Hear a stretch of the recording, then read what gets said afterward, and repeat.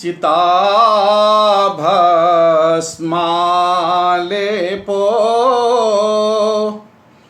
गरलमशनं दिक्पटधरो चिताभस्मालेपो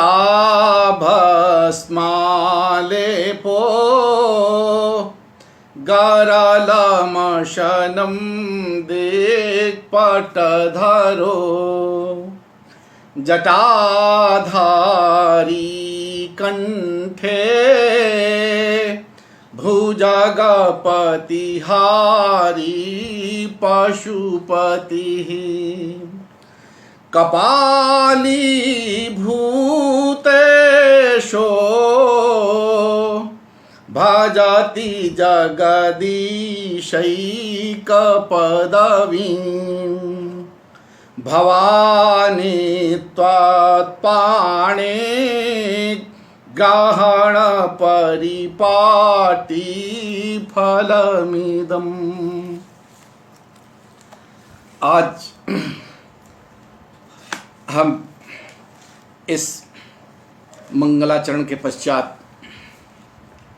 मेघदूत के दैनिक पाठ के क्रम में आज हम 38वें श्लोक का पारायण करेंगे। 37 पद कल तक हो चुके थे और आज हम उस चिताभस्म का अवलेप करने वाले भूत भगवान महाकाल शंकर जी शिव जी की उस उज्जैनी नगरी में आज महाकाल के मंदिर में यक्ष के द्वारा मेघ को भेजने का उपक्रम करते हुए आगे बढ़ते हैं। तो आइए एक बार आप सब जितने दर्शक श्रोता हमारे आत्मीय गुरुजन बंधुजन स्नेही प्रियजन विद्यार्थीगण सबको अपना अभिवादन निवेदित करता हूँ। मैं पाठ शुभारंभ करता हूँ। चलिए।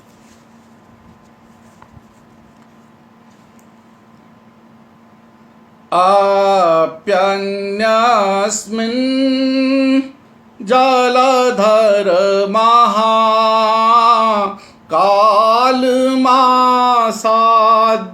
काले स्थातव्यं ते नयन विषयम् यावदत्तेति भानुः कुर्वन् सन्ध्या बलिपटहतां शूलिनः श्लाघनीयाम् मामन्द्राणां फलमविकलं लाप्स्यसे गर्जितानां।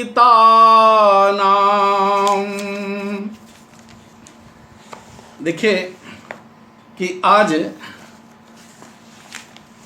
यक्ष मेघ को कहता है, हे मेघ, अब कई दिन से उसको उज्जैनी नगरी में भ्रमण कराते हुए आज उस महाकाल मंदिर में प्रवेश करने का उससे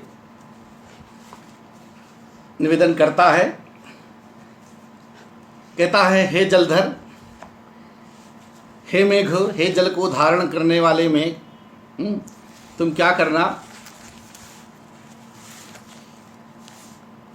अप्यन्यस्मिन्, हे मेघ, अप्यन्यस्मिन् जलधर महाकालमासाद्य काले। हे जलधर,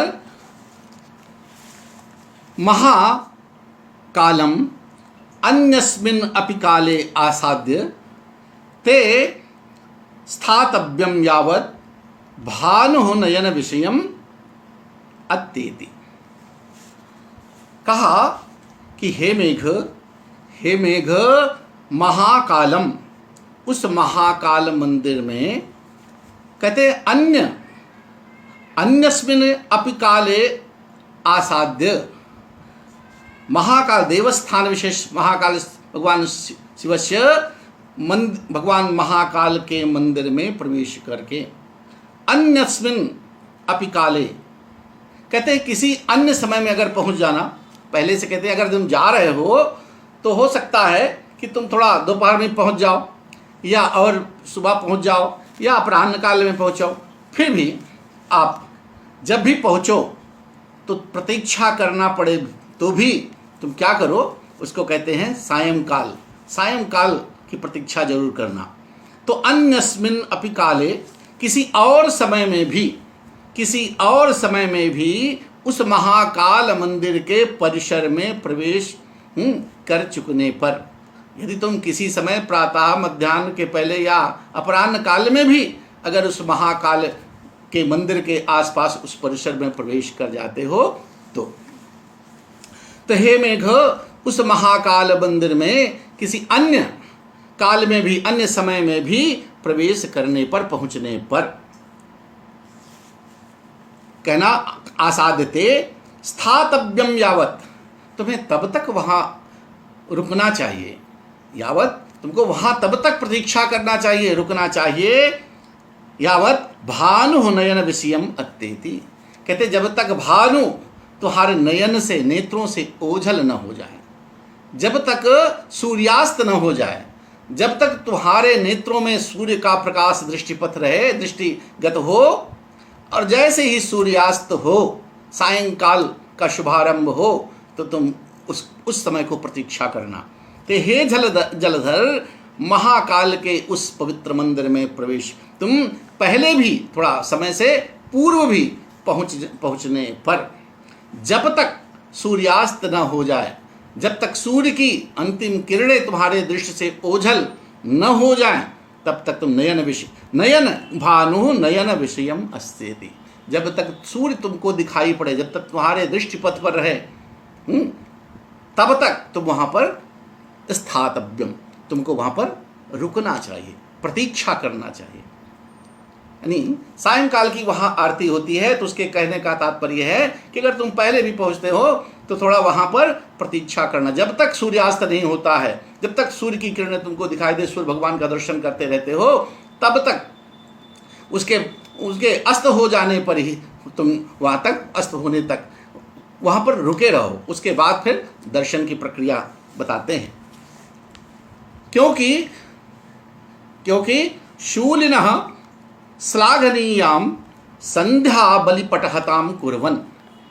अब आप ये कई दिन से आप वर्णन देख रहे हैं कि महाकाल के मंदिर में जो महात्म्य है दर्शन करने का, सायंकाल या प्रातःकाल उनकी जो भस्म आरती होती है, विशेष रूप से प्रातःकाल, लेकिन यहाँ सायंकाल का चूंकि यहाँ पर प्रसंग चल रहा है तो इसलिए कहते हैं उस श्लाघनीयाम, संध्या का यहाँ शब्द प्रयोग हो रहा है, इसलिए संध्या काल की आरती का विशेष यहाँ पर वर्णन दृष्टव्य है। तो सायंकाल की जब आरती होती है तो आरती देखते हैं भगवान शिव जी के मंदिर में नगाड़े बजते हैं, ढोलक बजते हैं, नृत्य होते हैं, घंटा घड़ियाल बजते हैं, यानी खूब देर तक, जब तक उनकी आरती होती रहती है तब तक वहाँ बड़ा एकदम शांत एक दिव्य अनुभूति होती है। तो उस काल को देखने के लिए कहते हैं जरूर तुम जो है वहां पर भानु हो नयन विषयम अत्य, जब तक सूर्य तुम्हारे दृष्टिपथ बने, जब तक सूर्य की किरणें, सूर्य का प्रकाश तुमको दिखाई दे, तब तक वहां पर स्थातव्यम, प्रतीक्षा करना, रुकना। क्योंकि शूलिनः श्लाघनीयाम संध्या बलि पटहताम, शूलिनः, शूल पाणी भगवान जो शूल को धारण करने वाले भगवान शिव हैं, उनके श्लाघनीयाम, उनका जो अत्यंत प्रिय प्रशंसनीय जो कार्य होता है, जो सबसे महत्वपूर्ण कार्य होता है, उस शंकर की संध्या बलि पटहताम, संध्याकालीन बलि कहते पूजा को, संध्याकालीन पूजा यानी आरती जो होती है, तो संध्या काल की पूजा में श्लाघीयान पटहताम कहते हैं प्रशंसनीय, अपना जो तुम्हारे तुम जिसलिए मेघ भी गर्जन करने में प्रसिद्ध है उसकी, तो कहते हैं कि मेघ वहाँ पर जो नगाड़े बजते हैं, उस नगाड़े की जगह पर उसके बदले में तुम अपनी गर्जना करना, तुम पूजा में अच्छे नगाड़े का कार्य देते हुए, नगाड़ा बजाने की तुम अच्छा कार्य उसमें करते हुए, नगाड़े के बजने में तुम अपनी उसकी जगह पे अपनी गर्जना करते हुए क्या करोगे? हाँ, पटहताम कुर्वन, उस नगाड़े के स्थान पर, उस नगाड़े की ध्वनि के स्थान पे अपनी गर्जना को करते हुए अच्छी प्रकार से। श्लाघियान संध्या बलिपटाहतान। तो संध्या की अर्चना में, पूजा में, आरती में तुम अच्छी प्रकार से नगाड़े का कार्य करते हुए, यानी नगाड़े का कार्य करते हुए अपनी गर्जना के कारण, नगाड़े के बदले में अपने मेघ, अपने गर्जन के द्वारा गर्जन करते हुए। हाँ, संध्या बलिपटाम कुर्वन आमंद्राणाम गर्जितान। अब जब तुम नगाड़े में अपनी गर्जना को मिला दोगे तो तुम्हारे उस श्लाघियान, प्रशंसनीय, जो बहुत अच्छा लगने वाला होगा, तो आमंद्राणाम गर्जितान, तुम्हारे इस गंभीर गर्जना से प्रसन्न होकर, आमंद्राणाम, तुम्हारे उस गंभीर घोर जो तुम्हारी गर्जना होगी नगाड़े से भी सुंदर, उस आमंद्राणाम गर्जितानाम, उस गंभीर गर्जना करने के कारण अविकलम फलम लप्स्यसे, तुम वहीं पर तत्काल ही वहीं पर तुम अविकलम फलम, ऐसा फल जो खंडित नहीं होता है, नहीं संपूर्ण पूर्ण रूप से जो उसके जितना फल उसका मिलना चाहिए भगवान शिव की प्रसन्नता के उपरांत, वो तुम सब वहीं पर प्राप्त कर लोगे। तो हे मेघ, जब तुम उस महाकाल मंदिर के परिसर में प्रवेश, थोड़ा समय से पहले भी, यानी आरती से पूर्व भी अगर वहां पहुंचते हो, तो वहां पर तुम सायंकाल तक, सूर्य अस्त होने तक, जब तक सूर्य भगवान का दर्शन तो वहाँ तुम करते रहे, भगवान सूर्य जब तक तुमको दिखाई पड़ते रहे तब तक, अर्थात सायंकाल होने तक वहाँ तो तुम प्रतीक्षा, रुकना, उसी परिसर में रुके रहना। क्योंकि सायंकाल कहते शूलिना, भगवान शंकर की संध्याकालीन जो बलि, पूजा, अर्चना, आरती की पूजा जो होती है, उसमें तुम नगाड़े के स्थान पर अपनी गर्जना के द्वारा उनको प्रसन्न करते हुए, उनको संतुष्ट करते हुए, तो पूजा में नगाड़े के कार्य का, नगाड़े की अपनी गर्जना को नगाड़े के रूप में वहां पर प्रतिध्वनित करते हुए गंभीर गर्जना करने के कारण, उस गंभीर गर्जना के कारण वहीं पे तत्काल अविकलम फलम लप्स्यसे, अखंडम फलम लप्स्यसे, तुम पूर्ण फल को प्राप्त करोगे। जो भगवान भगवान शिव शंकर तुम्हारी गर्जना को सुनकर जो प्रसन्न होंगे, तो तुमको जो मन चाहा, जो तुमको फल की इच्छा होगी, वो पूर्ण रूप से वहां पर मिल जाएगी। ये महाकाल मंदिर के महात्म्य की चर्चा हुई यहाँ। तो इसमें कहते हैं पूर्वार्ध स्थिति के प्रति उत्तरार्ध स्थिति यहाँ वाक्यार्थ हेतु होने से काव्यलिंग अलंकार इस पद्य में है। दूसरा पद्य देखिए। अब देखिए महाकाल के मंदिर में क्या क्या होता है, एक अलग प्रसंग यहाँ पर मिल रहा है। पादन्यासै क्वणिततरशान्, पादन्यासै क्वणितरशनास्तत्र लीलावधूतैः, रत्नच्छाया खचितवलिभिश्चामरैः क्लान्तहस्ता, वेश्यास्त्वत्तो नखपदसुखान् प्राप्य वर्षाग्रबिन्दून्, नामोक्षन्ते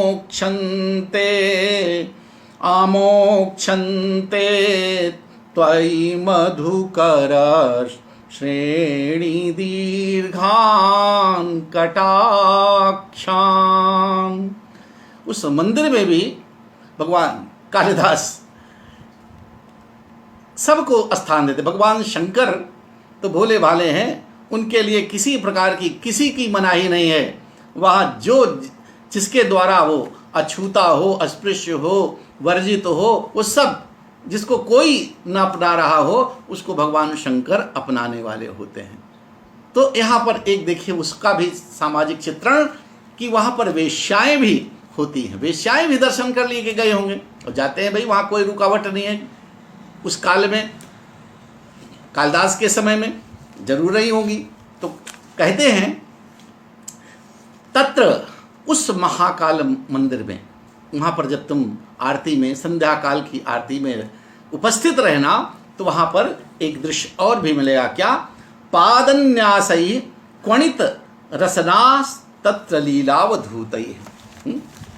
तत्र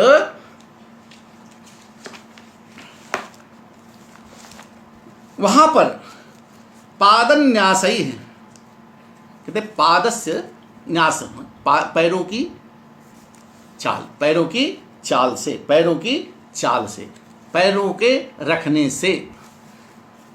तो पादन्यासई, जब पैरों को चलाने से, पैरों को चलाने से, चलने पे जो ध्वनि होगी, तो जहाँ पर पैरों की चाल से, पादन्यासई क्वणित रसनाह, जहाँ पैर को रखते ही क्वणित बने, झनझनाती हुई, खनखनाती हुई ध्वनियों वाली, पैरों की चाल से क्वणित, किससे?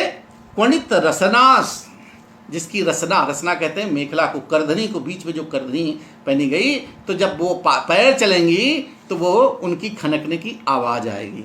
वो उनकी खनकने की आवाज़ को ध्यान देते हुए, पादन्यासई क्वणित रसनास तत्र लीलावधूतई। तो पैरों के रखने से उनके, जिनकी करधनियाँ, रसना, जिनकी करधनियों की खनखनाहट, करधनियाँ बजती रहती हैं, खनकती रहती हैं, बजती रहती हैं, ध्वनि तो होती रहती हैं। जब उस मंदिर में जहाँ पादन्यासई, पादों के रखने से, पादों की इधर उधर चलाने से, उनके द्वारा क्वणित रसना, ये सारे विशेषण किसके हैं? वेश्या के। वेश्याएं कैसी हैं? जिनको पैर आगे डग बढ़ा, जैसे जैसे पैरों को रखती हैं, उनकी जो मेखला, जो करधनी पहने हैं कटिप प्रदेश में, वो खनकती हैं। तो ऐसे ही, तो पैरों की चाल से, पादों के पाद प्रक्षेप से खनकती हुई करधनियों वाली, खनकती हुई करधनियों। और लीलावधूतई, कहते लीला, हाव भाव से, कहते हैं जब लोग पूजा में, आरती में, तो भगवान की आरती में मस्त हो जाते हैं, नृत्य करने लगते हैं। तो लीलावधूतई है, तो वहाँ पर भी कहते हैं लीला, हाव भाव से, अपने हाव भाव से, उनकी जो भाई स्वाभाविक है, तो वेश्याएं हैं तो भी उनके हाव भाव भी होंगे। तो कहते हैं हाव भाव के से अवधूतई माने हिलाए जाते हुए। तो लीलावधूतई है, हाव भाव से। अब देखिए वो आभूषण भी पहने होंगी, तो लीलावधूतई, हाव भाव, अपने हाव भाव से हिलाए जाते हुए। क्या? रत्न छाया खचित बल भी, रत्न छाया, रत्नों से, रत्नों की कांति से, रत्नों की कांति किस में होगी?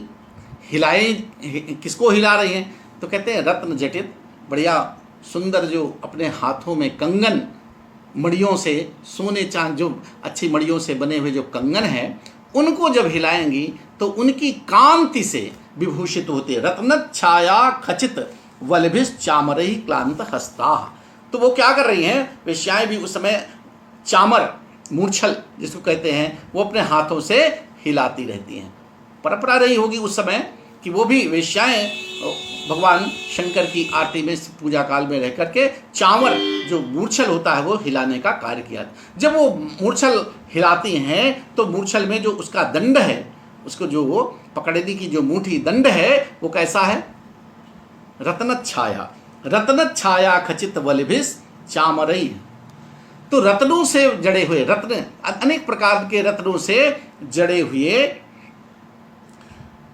अनेक प्रकार के रत्नों की कांति से विभूषित, रत्नों की कांति से विभूतित वलिभि, हथों वाले, दंडों वाले, मूर्छल में जो दंड लगा हुआ है उसको वलिभि, उस वो दंड, दंड कैसा है? रत्नों की कांति से, रत्नों की कांति से विभूषित दंड वाले, चामरई है, चामरों के द्वारा, चामरों से नहीं, मूर्छल चामरों से, क्लांत हस्ता, चामरों के हिलाए जाने से, उनको देखिए खनकते हैं, बार बार कहते हैं लीलावधूतई, अपने वो हाव भाव से हिलते हुए, हिलने वाले, कंगन, अब हाथ में कंगन पहने और रत्नों से जड़ित कंगन होंगे, तो उस रत्न जड़ित कंगन की कांति से, कांति की इसकी कांति के समान दंड वाले चामरों को हिलाते हुए, हिलाने के कारण कैसी हुई? क्लांत हस्ता, थके हुए हाथों वाली। तो रत्न की कांति के, रत्नों की कांति से सुशोभित, रत्नों यहाँ पर वल्लभी इनका मतलब रत्न जड़ित उनके हाथ में कंगन इत्यादि रहे होंगे, तो वो उनको जब मूर्छल हिलाती हैं तो उनकी जो कांति है उस दंड पर भी पड़ती रही होगी। तो कहा कि रत्न जटित, रत्न निर्मित, रत्नों की कांति से विभूषित, दंडों वाले, हथों वाले, चावरों से थके हुए हाथों वाली। तो हाव भाव से, कहते हाव भाव से हिलाए जाने वाले, हिलाए जाने वाले रत्नों की कांति से सुशोभित, विभूषित, दंड वाले, हथों वाले, चावरों, चावरों से, चावरों हिलाए जाते हुए चावरों के कारण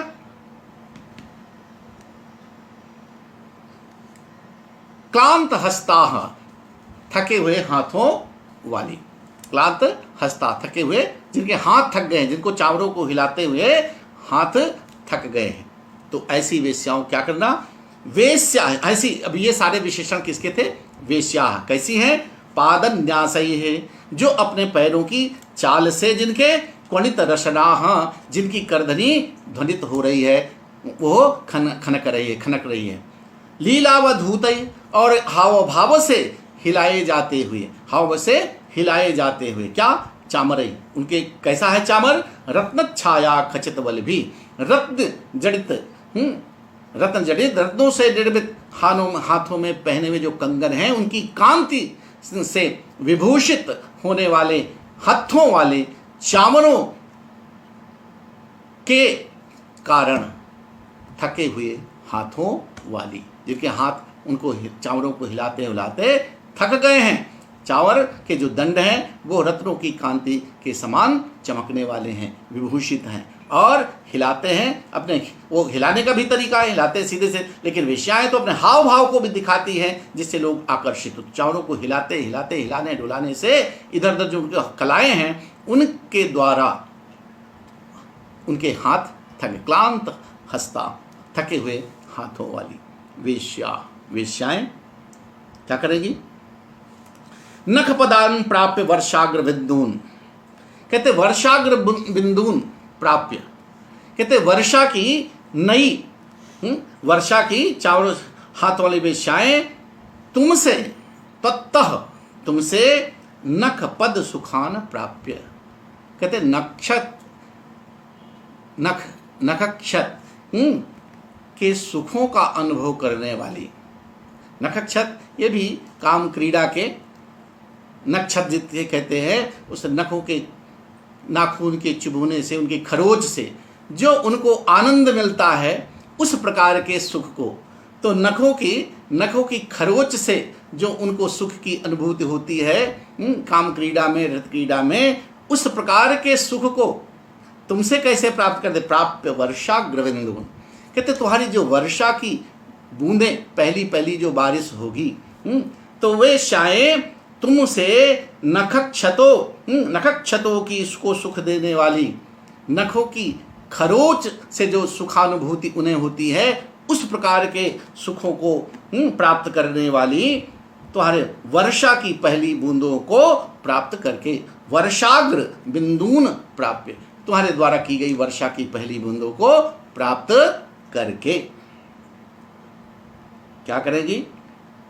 त्वयि त्वयि मधुकश्रेणी दीर्घान कटाक्षान, तुम्हारे प्रति इतना उनका अनुराग बढ़ेगा कि त्वयि तुम्हारे प्रति मधुकश्रेणी दीर्घान कटाक्षान, मधुकर भंवरों की श्रेणी, भंवरों की पंक्ति के समान, जैसे भंवरों की पंक्ति हो तो भंवरों की पंक्ति के समान अपने लंबे दीर्घान माने लंबे, देर तक दिखने वाले, देर तक दिखाने वाले कटाक्ष को, नेत्र चांचल्य को, नेत्र की चंचलता को, अपने हाव भाव को, अपने अपांग को, चंचल दृष्टि को क्या करेंगे? आमोक्षन्ते, तुम्हारे ऊपर छोड़ेंगी, तुम्हारे ऊपर वो अपनी नजर चलाएंगी, तुमको बड़ी चंचल दृष्टि से दृष्टिपात करने लगेंगे। ऐसा करते हो तो फिर से देखिए, वेश्याएं कैसी वेश्या, उस मंदिर परिषद में, मंदिर में क्या होगा? वेश्याओं के यहाँ पर विशेषण है। कैसे? पादन्यासई, जो अपने हाव भाव से, जो अपने पैरों को भी चलती है तो उनके हाव भाव हैं, उनके चलने का अलग तरीका है, तो अपने पैरों के न्यासे रखने से, पैरों की चाल से, क्वणित रशना, अपनी करधनियों की ध्वनि करती हुई, ध्वनि करने वाली, उनके करधनी से ध्वनि होने वाली, खनक अपनी करधनियों की ध्वनि करती हुई, खनकाती हुई, लीलावधूतई, और हाव भाव के साथ अवधूत करते हुए, हिलाए जाते हुए। आगे है चामरई, चामरों से। कैसा चामर है? जिसका दंड प्रदेश रत्न छाया खचित वल्लभी, रत्नों की छाया से, रत्नों की कांति से निर्मित, विभूषित, रत्नों की कांति से विभूषित या बने हुए चमर, दंड वाले, हथों वाले। तो उन्होंने रत्न जड़ित मणि बंधन, अपने कड़े इत्यादि पहने होंगे, तो उसकी चमक से वो विभूषित हो रहे हैं, उनके हिलाए जाते हुए जो चामर है, उनके हत्थे, दंड तो हिलाए जाते हुए, तो हाव भाव से लीला पूर्वक, खेल में लीला करते हुए, हाव भाव के साथ हिलाए को, चामरों के कारण क्लांत हस्ता, थके हुए हाथों वाली। वेश्याएं त्वत्तः, तुमसे, तुम्हारे द्वारा, नख पद सुखान, नख के द्वारा खुरेचे जाने से जो सुख की अनुभूति उन्हें होती है, रत क्रीड़ा या सुरत क्रीड़ा के समय उस प्रकार के सुख का अनुभव करने, सुखान, नख पद सुखान, उस प्रकार के सुख को तुमसे वर्षाग्रबिंदून प्राप्य, वो वर्षा के प्रथम उस वर्षा की पहली जो अभिनव बारिश होगी, उस प्रकार के उस सुख को प्राप्त करके, त्वयि, तुम्हारे प्रति, मधुकर श्रेणी दीर्घान कटाक्षान आमोक्षते, भ्रमर की पंक्ति के समान लंबे, देर तक दिखने वाले अपने कटाक्ष को, अपनी चंचल नेत्रों को तुम्हारी ओर, तुम्हारे प्रति दृष्टिपात करेंगी, अर्थात तुमको बड़ी ही स्नेहिल दृष्टि से तुम्हारी ओर निगाह डालेंगी। तो मेघ, उस दृश्य को भी तुम देखने में चूकना नहीं। यहाँ कालिदास देखिए मेघ को कितने रोचक, अच्छी जगह भेज रहे हैं। अब उसको वो भी है कि चलो भाई, इतनी बड़ी रास्ता अलकापुरी जाना है, तो कहीं इसको बोर ना होना पड़े।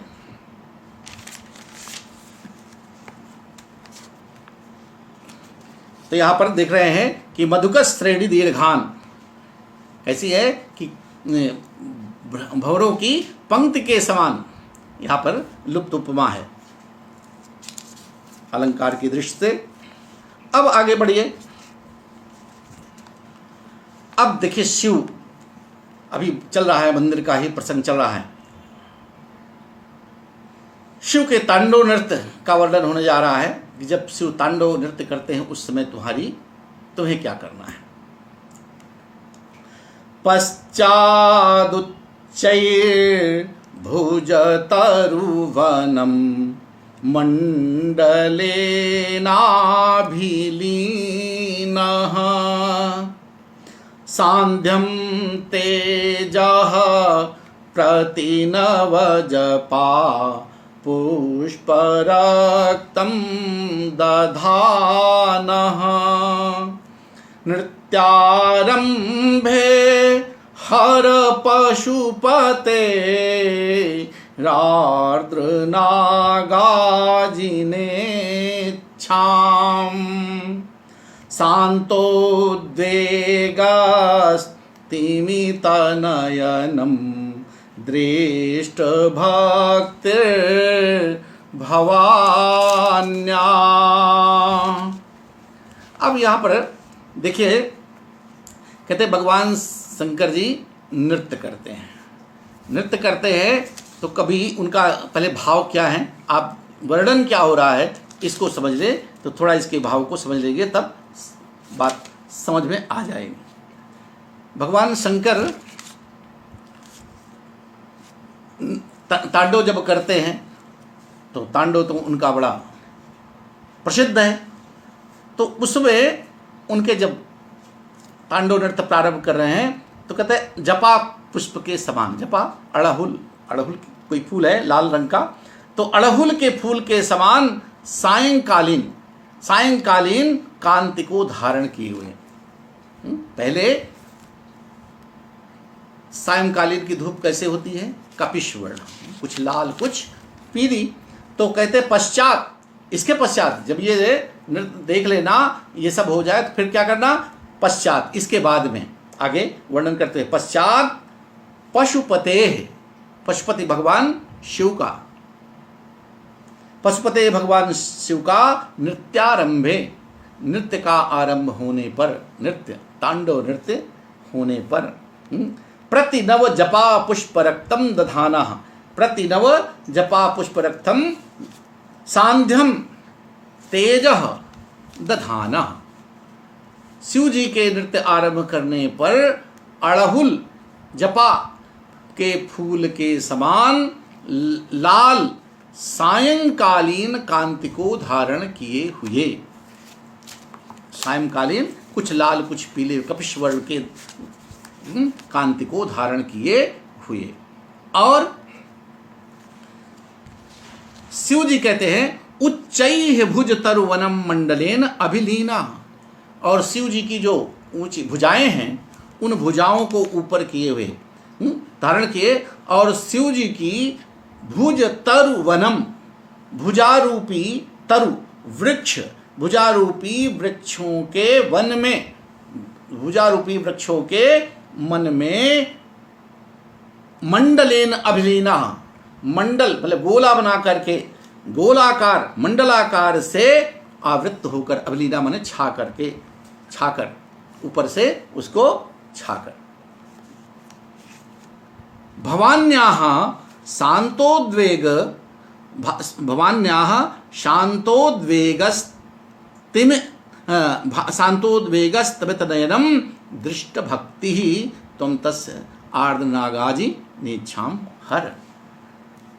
कहते तुम क्या करना कि पार्वती जी जब छा लेंगे तो पार्वती जी द्वारा शांतोद्वेग, जिसका उद्वेग शांत हो गया, ऐसे पार्वती जी द्वारा घबराहट से रहित होकर, जिनका उद्वेग घबराहट, क्या है घबराहट अभी इसको क्लियर किया जाता है, तो पार्वती जी द्वारा घबराहट से रहित होकर तथा स्तमित नयनम, निश्चल दृष्टि से, एक निश्चल दृष्टि से देखी गई, दृष्ट भक्ति, निश्चल दृष्टि से देखी गई भक्ति वाले तुम आर्द्रनागाजनेच्छाम हर, भगवान शंकर की गीले हस्ति चर्म को ओढ़ने की, उससे ढके जाने की इच्छा को पूर्ण कर देना।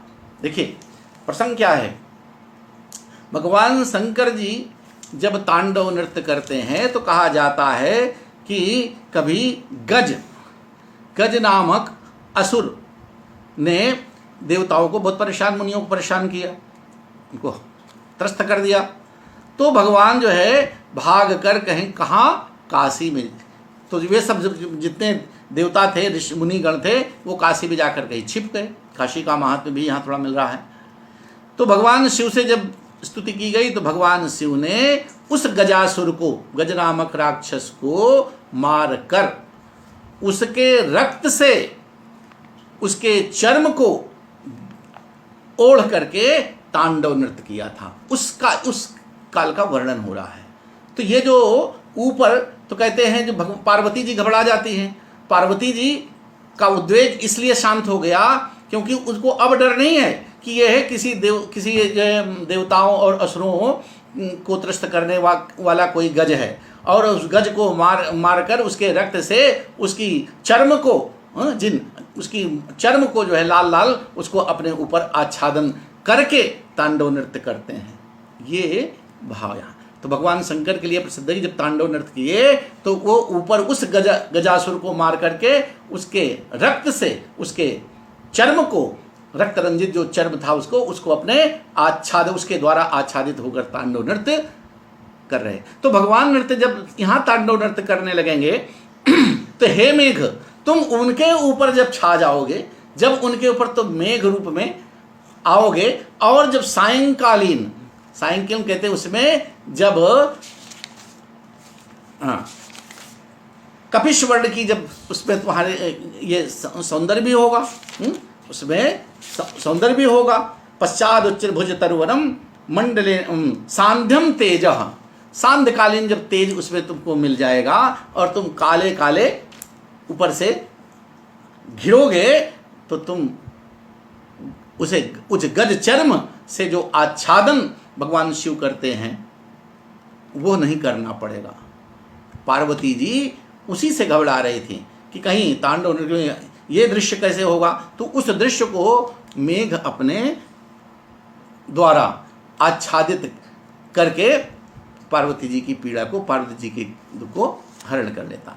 और जब ऐसा कर देगा तो कहते हैं निश्चल दृष्टि देखी तो पार्वती जी बड़ी प्रसन्न हो जाएंगी कि अरे चलो आज भगवान शंकर को ऐसा नहीं करना पड़ा और ये गजचर्म का मेघ के द्वारा ही ये कार्य कर दिया गया। तो इस प्रसन्नता से कहते हैं भक्ति ऐसी दृष्टि से, ऐसी कहते हैं घबराहट रहित और निश्चल दृष्टि से देखी गई तुम्हारी भक्ति वाले तुम शंकर जी के गीले हस्त चर्म उड़ने की इच्छा को पूर्ण कर देना।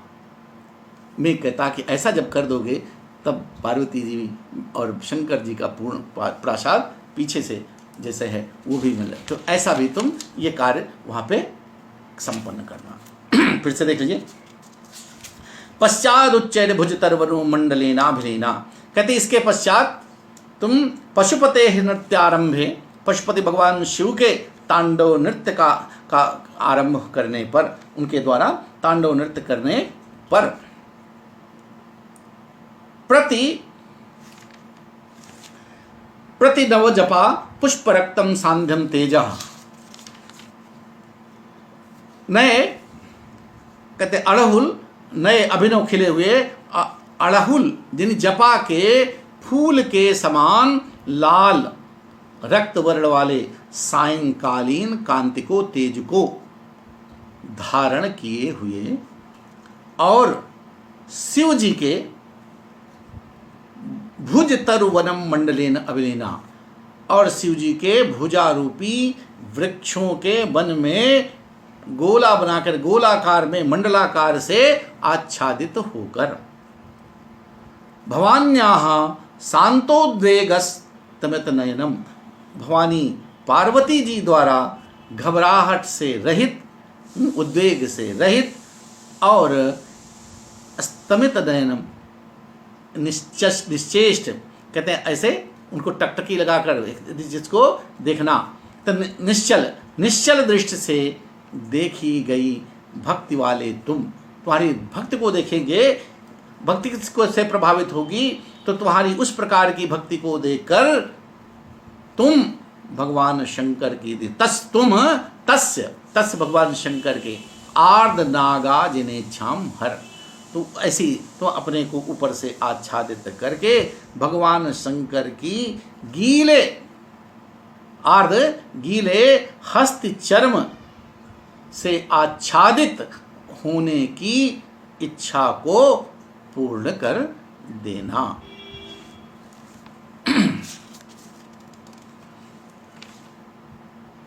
अब इसमें देखिए कि इसमें कई अलंकार इसमें आपको मिल रहे हैं।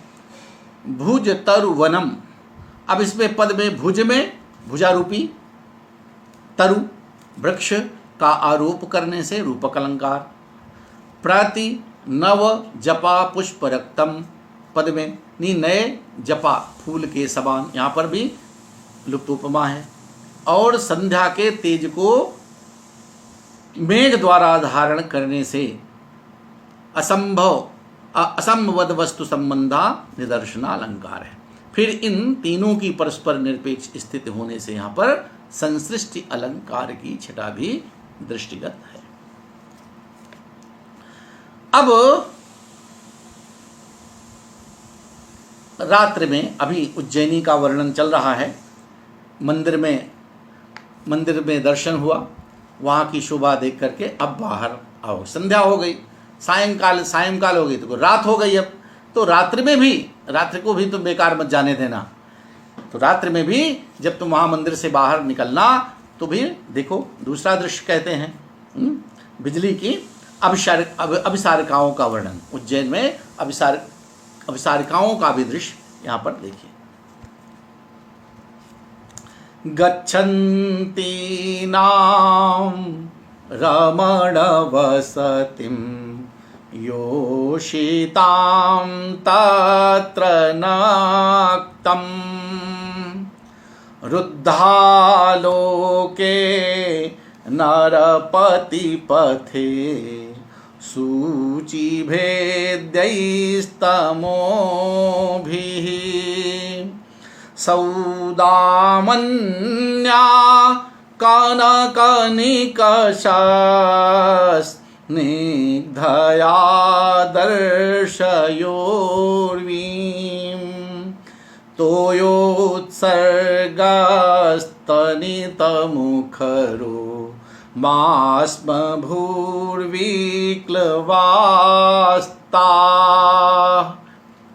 कहा हे मेघ, कितनी सहानुभूति से कह रहा है कि हे मेघ तत्र नक्तम, उस उज्जैनी नगरी में उस मंदिर परिसर से निकलने के बाद रात्र हो जाएगी। तो तत्र बने उसमें नक्तम रात्रि को, रमण वसतिम गच्छन्ति नाम योषिता नाम सूचिभेद्य तबोभिः रुद्धालोके नरपति पुथे कनक निकस स्निग्धया सौदामन्या उर्वीं दर्शय। कितनी सहानुभूति है मेघ कि रात्र हो जाएगी और रात्रि में अभिसारिका कहते हैं जो अंधेरी रात में जो प्रेमिकाएं अपने प्रियतम से मिलने के लिए लुक छिप कर किसी संकेत स्थल पर या उनके निवास पर जहां जाने का प्रयास करती हैं, अंधेरे रात में कोई देख न ले, उनको डर रहती है। बहुवार्य मानता, देखिए मैंने उस दिन प्रणय में ये बहुत बहुवार्य मानता, प्रच्छन्न कामुकता और परस्पर दुर्लभता, ये तीन चीजें आज यहाँ पर देख लिए। अभी सारिका भी वही कर रही है, कोई देख न ले इसलिए अंधेरे में जा रही है। अपने कहाँ जा रही है? अपने प्रियतम से मिलने जा रही है। तो उसके प्रति सहानुभूति व्यक्त करते हुए हे मेघ, यक्ष कहता है हे मेघ तत्र नक्तम रात्रौ, वहाँ रात्रि में रमण वसतिम गच्छन्ति नाम, रमण वसतम प्रिय भवनम, प्रियतमस्य भवनम, अपने प्रियतम के भवन की ओर, या प्रियतम संकेत स्थलम जहाँ भी हो उसका भवन निवास जहाँ भी हो, तो प्रियतम के निवास की ओर गच्छन्ति नाम ब्रजंती नाम, वहाँ पर विचरण करने वाली, वहाँ पर उधर जाने वाली, तो अपने प्रियतम से मिलने के लिए जाने वाली, प्रियतम के भवन में जाने वाली। योषिताम, योषिताम रमणी नाम, रमणियों के, सुंदरियों के। सूची भेद्य तमो भी, एक लोक में बड़ी कहावत होती है, जब बहुत अंधेरी रात होती है तो आज इतनी गहरी रात है कि सुई भी नहीं भेद पाएंगे। सुई भेदने वाली रात, कि अंधेरे में सुई जिसको चाहो चुभो दो, कोई देख लेगा क्या। तो कहते हैं ऐसी जहाँ पर सूची भेदने वाली, जहाँ सूची भेदी जा सकती है, ऐसी घनघोर रात्रि से युक्त। कहते हैं उन कामनियों को की ओर जाती हुई रमणियों को, कामनियों को घनघोर, घने घोर अंधकार से, घोर अंधकार के कारण, जिसका रुद्धालोके, जिसका प्रकाश रोक दिया गया, अवरुद्ध हो गया, जहाँ पर कुछ दिखाई नहीं पड़ता है। तो कहते हैं घोर अंधकार से नष्ट प्रकाश वाले नरपति पथे। नरपति बने नरपते है पथ, राजा मार्ग पर, राजमार्ग जो मुख्य मार्ग होता है उसको राजमार्ग कहते हैं। जो सबसे चौड़ी सड़कें हो या जो सबसे वीआईपी रोड हो उसको राजमार्ग कहते हैं। तो उस राजमार्ग पर जो घनघोर अंधेरा होने के कारण, जिसमें प्रकाश रोक दिया गया हो, जहाँ कुछ दिखाई ही नहीं पड़ रहा हो, रुद्धालोके, प्रकाश जहाँ पे रोक लिया गया है, अंधकार के कारण जहाँ प्रकाश एकदम अवरुद्ध है, प्रकाश है ही नहीं है, कोई लाइट, कोई प्रकाश है ही नहीं है, तो उस ऐसे राजमार्ग में, तो अंधकार के कारण, घोर अंधकार के कारण रोके गए प्रकाश वाले उस राजमार्ग में, बीच में तुम क्या करना, देखिए कितना बढ़िया उपमा। सौदामन्या कनक निकसस दिग्धया दर्शे उर्वी। कनक निकसस दिग्धया, सोने को परखने की कसौटी होती है। सोने की कोई आभूषण को खरा है कि खराब है, असला है कि नकला है, उसको स्वर्णकार क्या करता है, स्वर्णकार की जो कसौटी होती, निकस कहते हैं कसौटी को, जिसपे सोना रगड़ करके देखा जाता है कि ये शुद्ध है कि अशुद्ध है, असली है कि नकली है। तो जैसे कसौटी पर कोई आभूषण इस तरह से घिसा जाता है, और घिसने के बाद सोने की एक पतली सी, एक पीली पीली सोने की आकार की एक लाइन, रेखा बन जाती है। तो उस रेखा की तरह मेरे को कह रहे हैं कि तुम एक ऐसी, तुम भी अपनी विद्युत रूपी, तो कनक निकसस स्निग्धया, अपनी बिजली की, अपने उस, कहते हैं उस राजमार्ग में तुम कसौटी पर खिंची हुई स्वर्ण सोने की कांति वाली, कहते उस सोने को घिसे जाने की से जो रेखा कसौटी पर पड़ी, उस तरह की, तो कसौटी पर खिंची हुई पड़ी हुई स्वर्ण सोने की रेखा के समान दमकने वाली, कौन, सौदामन्या, अपनी बिजली की चमक से, बीच में एक चमक मार देना भाई, थोड़ा से लाइट आ जाएगी तो उसको पता चल जाएगा कि कहे रास्ता तो कम से कम सही मिल जाए उसको, कि हाँ सही दिशा में जा रही है।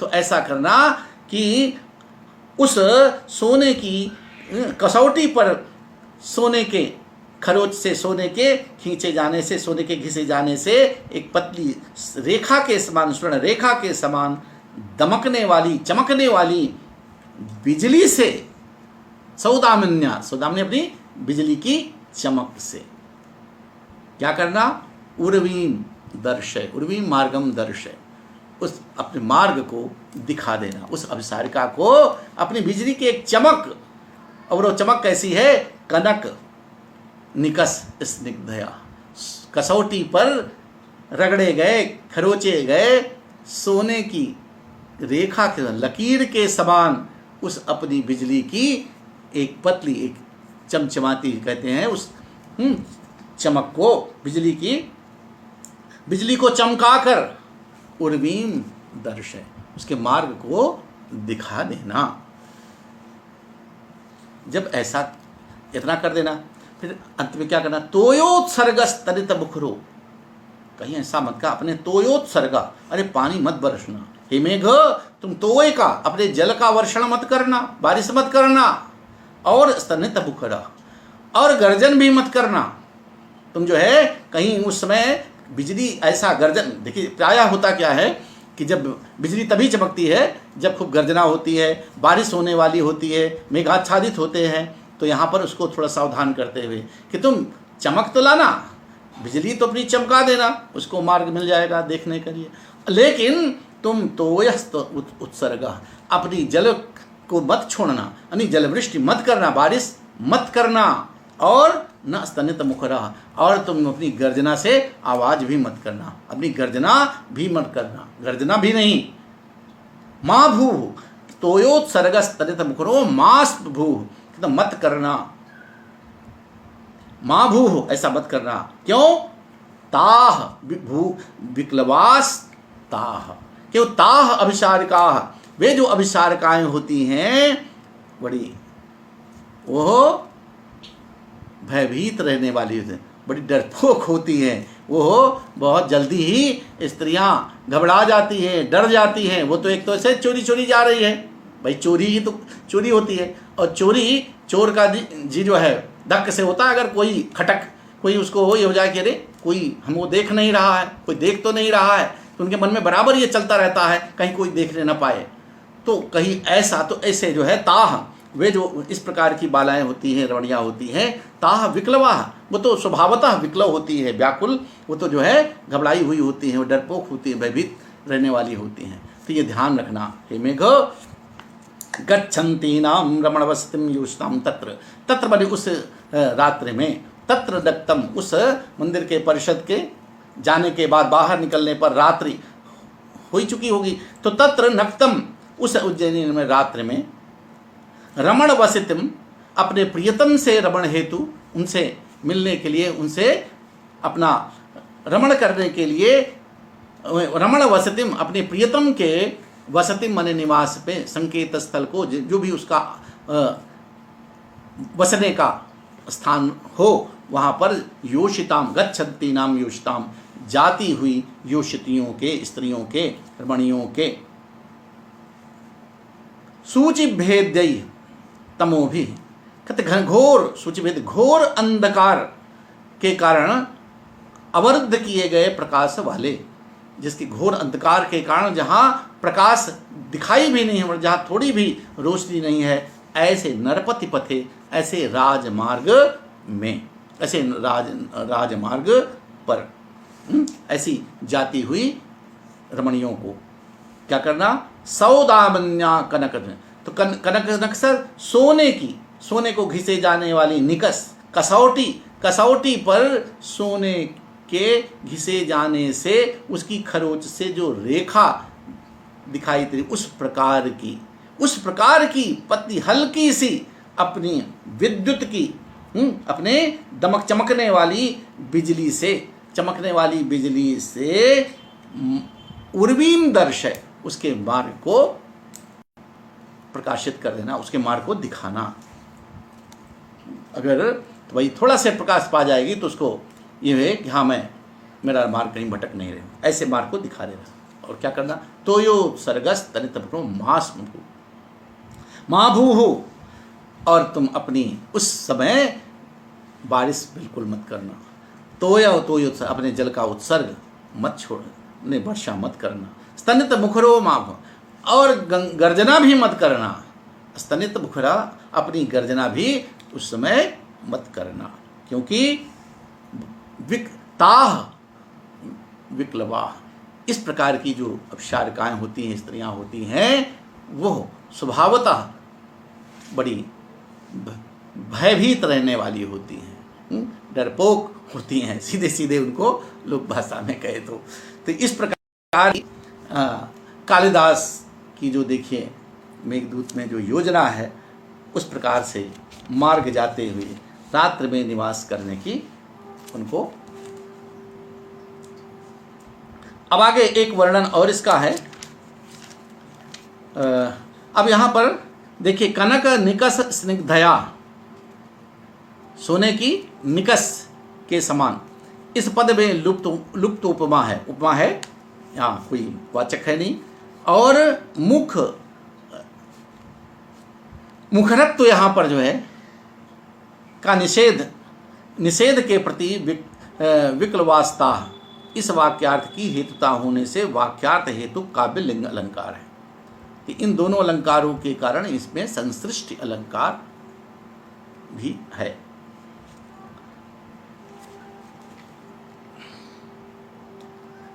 एक और देख लेते हैं। आप थोड़ा जल्दी जल्दी पढ़ा भी रहे हैं कि अब इसमें बहुत माथापच्ची करने की जरूरत नहीं, बहुत सीधे सीधे पद्य आ रहे हैं। उज्जैनी में मेघ के रात बिताने और वहाँ पर तड़के सुबह ही प्रातः काल, तो एक वर्णन और देख लीजिए। ताम कस्यांचिद् भवन वल्लभौ सुप्त पारावतायां नीत्वा रात्रिं चिरविलसनात् खिन्न विद्युत्कलत्रः दृष्टे सूर्ये पुनरपि भवान् दृष्टे सूर्ये पुनरपि भवान् वाहयेदध्वशेषम् मंदायन्ते न खलु सुहृदां मभ्युपेतार्थकृत्या। बहुत सीधा है। कहते हैं कि हे मेघ, तुम क्या करना, ताम कस्यांचित भवन वल्लभौ सुप्त धाराम चिर विलसनात्। कहते हैं बहुत देर से, उज्जैन में कई दिन से वर्णन कर रहा है, तो कहा चिर विलसनात्, बहुत देर से विलसने के कारण। अब विलास यहाँ पर दोनों रूप में, बहुत देर से रमण करने से जो थक गई होगी, बहुत देर से दमकने के कारण, चमकने के कारण जो थकी हुई होगी, ऐसे चिर विलसनात् खिन्न विद्युत कलत्र। अब यहाँ पर विद्युत जो बिजली चमकती है उसको मेघ की पत्नी कहा गया है। तुम अपनी थे मेघ, तुम अपनी बिजली रूपी कलत्र को, पत्नी को, कलत्र है, कलत्र विद्युत, तो क्या कह रहा है कि बिजली मेघ रूप की स्त्री मानी जाती है। तो कलत्रम श्रोणी भार्य योह इत्यम्रा, इसको उसमें कहा गया है। तो सा एव कलत्रम यस्य सह, तो वो हो जिसकी विद्युत, जिसकी बिजली है। तो ताम कस्यांचित भवन वल्लभौ सुप्तमा, तो हे चिर विलसनात्, बहुत देर तक विलसने के कारण, चमकने के कारण, कौंधने के कारण, बहुत देर तक से जो कौंध रही होगी, चमक रही होगी, ऐसी अपनी किसको, खिन्न चिर विलसनात् खिन्न विद्युत कलत्र। मेघ को कहते हैं कि बहुत देर तक कौंधने से, चमकने से खिन्न, थकी हुई बिजली रूपी पत्नी वाले। खिन्न मेघ के लिए है, कलत्रम यस्य माने मेघस्य, तो बहुत देर तक कांपने से थकी हुई बिजली रूपी पत्नी वाले आप। मेघ क्या करना, भवान भी है।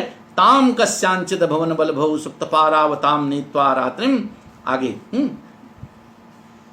भवान दृष्टे सूर्य पुनरपि, भवान आप, नहीं कैसे कि तुम बहुत देर से चमकने के कारण थकी हुई अपनी विद्युत, उस बिजली रूपी पत्नी वाले आप। कस्यांचित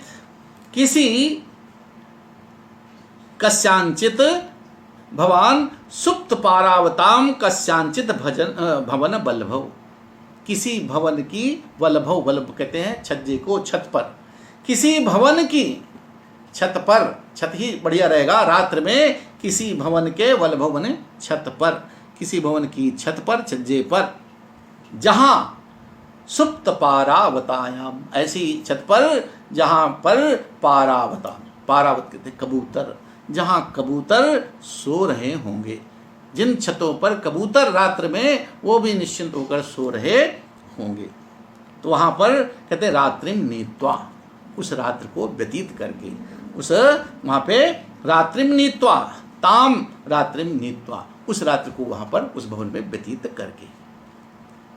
दृष्टे सूर्ये पुनरपि, और फिर दृष्टे सूर्य, सूर्य के उदित होने पर, भगवान भुवन भास्कर के उदित होने पर, सूर्योदय होने पर वो रात वहाँ बिताना। फिर सूर्योदय होने पर फिर अध्वशेषम, अध्व मार्गम अवशेषम मार्गम वाहेत, तुमको फिर जो है अपने अवशिष्ट जो बचा हुआ तो तुम्हारा मार्ग और आगे जहाँ तुमको जाना है, फिर अपने शेष मार्ग की ओर तुम बढ़ लेना, आगे प्रस्थान कर लेना। मंदायन्ते न खलु सुहृदाम अभ्युपेतार्थ कृत्या, क्योंकि अब आगे तुमको बढ़ना है, तो के लिए कहते हैं कि मित्रों का काम करने वाले, सुहृदाम अभ्युपेतार्थ कृत्या, अपने मित्रों के प्रति किसी कार्य को करने की हामी भर लेने के कारण, अपने मित्र का कार्य करने की, कोई कार्य हमें करना है उसकी स्वीकृति दे देने वाले जो मित्र होते हैं, वो क्या करते हैं कि उनको वो मित्रों का काम, किसी कार्य को संपादित करने की, किसी काम को करने की बीड़ा लेने वाले, उठाने वाले व्यक्ति वस्तुतः न खलु मंदायते, वस्तुतः वास्तव में वो ढीले नहीं, मन मंदायते, वो मंद नहीं होते हैं, वो ढीले नहीं पड़ते हैं, आलस्य नहीं करते हैं, किसी प्रकार की वो जो इसमें देरी नहीं करते हैं। तो हे मित्र, सुहृदाम अभ्युपेतार्थ कृत्याः, तो फिर से देख लीजिए एक बार, कहा ताम कस्यांचे तुस उज्जैनी नगरी में, ताम उस चिर विलनसात खिन्न विद्युत कल्त्रा, बहुत देर से, बहुत समय से, बहुत देर से चमकने के कारण, कौंधने के कारण, विलसित होने के कारण, विलास करने के कारण अपनी विद्युत रूपी, बिजली रूपी पत्नी वाले आप, हे मेघ भवान सुप्त पारावतायाम कस्यांचित भवनम, ऐसी भवन की छत पर जहां रात्र में कबूतर भी सो रहे होंगे, कबूतर भी शांत होकर सो रहे हैं, कबूतर कलरवम, जहाँ कलरव भी शांत हो गए, पारावत के दो भी हैं, कबूतर भी और कलरव भी, जहाँ शांति एकदम हो, किसी प्रकार का कोलाहल न हो, तो ऐसे वहाँ जहाँ पर कबूतर सो रहे होंगे, ऐसे वहाँ पर ताम उस रात्रि को नीत्वा, ताम रात्रिम नीत्वा, उस रात्रि को उसी छत पर व्यतीत करके, दृष्टे सूर्य के उदित होने पर, फिर जो है सवेरे प्रातः काल होने पर तुम अपने अध्वशेषम वाहिये, अध्वशेषम मार्गम, अध्वशेषम अपने जो शेष मार्ग है वाहिये, उसको जो है तुम आगे, उस पर आगे बढ़ने के लिए अग्रसर होना, क्योंकि उसको भी पूरा करना, आगे जाना है। तो वस्तुतः अंत में कहते हैं ऐसा करने से मंदायन्ते न खलु सुहृदाम अभ्युपेतार्थ कृत्या, हे मित्रों, कहते हैं मित्रों के कार्य करने की हामी भरने वाले, मित्रों का कार्य करने की बीड़ा उठाने वाले, मित्रों के किसी, चूंकि उसका मित्र है, मित्र बना लिया है और उसका कार्य अलकापुरी जा करके उसके संदेश को उसकी प्रतिभा से कहना है, तो इस कार्य को चूंकि उसने स्वीकार कर लिया है, तो ऐसा जो कार्य करने की तुमने हामी भर ली है, मेरे कार्य को करने के, अपने इस भाई मित्र की कार्य को, जो प्रीतमा के पास संदेश ले जाने का जो कार्य तुमने अंगीकार किया है, स्वीकार किया है, तो ऐसा तुम्हें तो करना ही है, क्योंकि जो अच्छे लोग होते हैं, जो मित्र लोग होते हैं, वो किसी कार्य को करने की बीड़ा, उसकी अगर हामी भर लेने पर, उसकी स्वीकृति देने पर, वो कहीं से किसी प्रकार से शिथिल नहीं होते हैं, वो उसमें कोई हिल्ला वाली नहीं करते हैं, उसमें बहाना नहीं बनाते हैं, वो उसको पूर्ण करने के लिए सतत प्रयास करते हैं। तो ये आज मेघदूत का ये पाठ यहीं पर विराम लेता हूँ, और फिर अगला पाठ आगे। आप सभी जो हमारे इस संस्कृतम भारतम आमुख पटल पर जो भी दर्शक हमारे सामने दृष्टिगत हो रहे हैं, अभी जिनको देख रहा हूँ, देखिए काठमांडू नेपाल से जी भी देख रही हैं, प्रेमदा जी, प्रतिभा जी, हैं, कई लोग जो मेरे सामने दृष्टिगत हो रहे हैं, आप सबको मैं राजेंद्र त्रिपाठी रसराज आपको प्रणाम करता हूँ, अपना सबका अभिवादन करता हूँ, और इसी प्रकार से आप मेरा उत्साहवर्धन करते रहें, मेघदूत आगे बढ़ता रहे। अब उज्जैन का वर्णन यहाँ पे समाप्त हो गया है आज, अब कल से आगे का वर्णन होगा।